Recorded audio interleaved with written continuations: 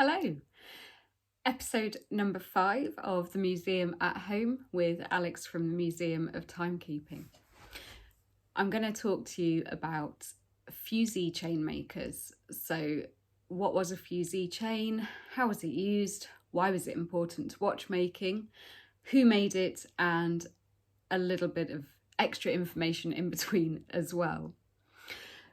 Fusee chains formed part of pocket watch escapements for a long time in England, specifically during the early watchmaking industry.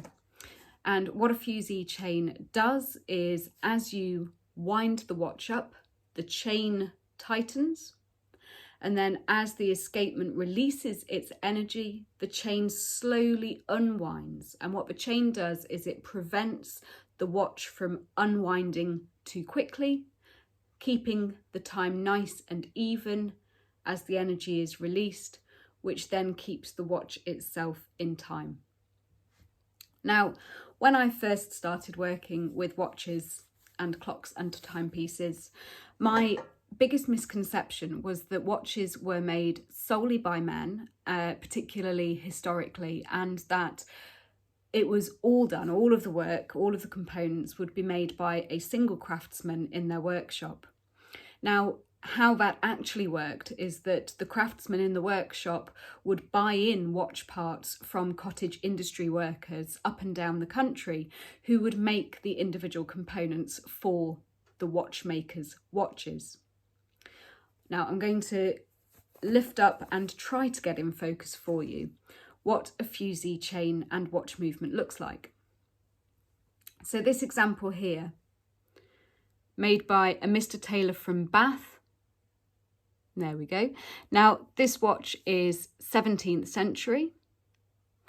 And if I turn it onto its side, you can see here a round barrel across which you can see 3 horizontal lines. Now, each of those horizontal lines is 1 revolution of the fusee chain.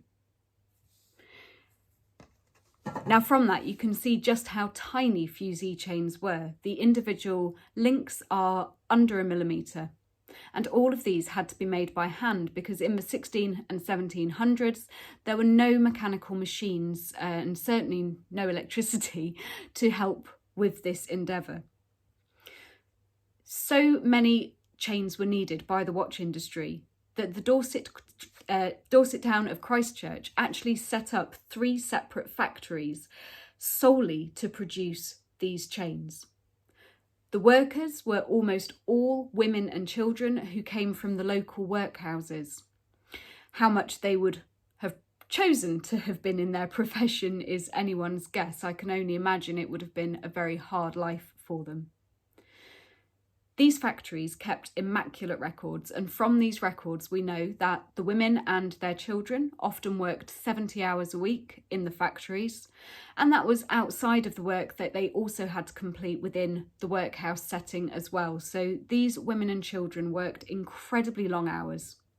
The light levels would have been low, and I would imagine that in terms of tools provided, they probably didn't have the best of anything. These women were expected to produce thousands of yards of fusee chains every year, and they were paid an absolute pittance for doing so. Now, by 1780, Christchurch actually employed over 500 women and children, all making fusee chains for pocket watches.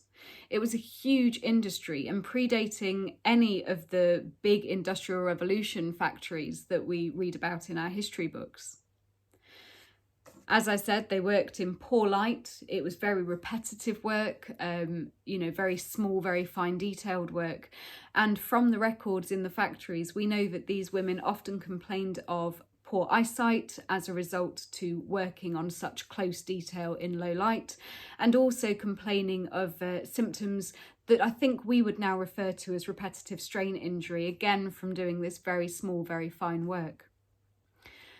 By the 1820s, 1830s, the use of fusee chain in watches had begun to fall out of popularity as new and cheaper and easier to produce escapements were being brought in. This meant that all of the factories had closed by 1830. It makes you wonder how, maybe if they'd just stayed open for an extra 20 years, Christchurch would have been the centre outside of London for the Industrial Revolution rather than Manchester. Thank you.